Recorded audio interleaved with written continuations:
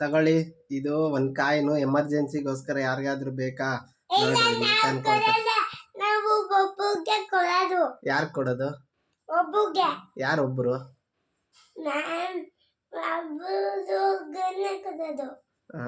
ಎಮರ್ಜೆನ್ಸಿಗೆ ಯಾರು ಸಬ್ಸ್ಕ್ರೈಬ್ ಮಾಡ್ತಾರೋ ಬೇಗ ಅವ್ರಿಗೊಂದು ಕಾಯಿನು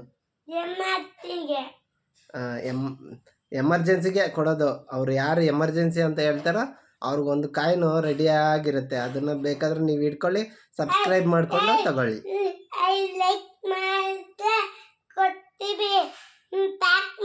ನೀವು ಇಲ್ಲಿಗೆ ಬಂದಿಲ್ಲ ಅನ್ನೋದೇ ಅಲ್ಲಿಗೆ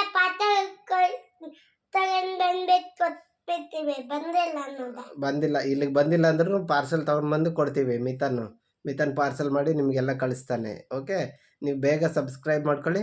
ಎಲ್ಲರೂ ಬೇಗ ಬಂದು ₹1 ತಗೊಳ್ಳಿ. Okay, coin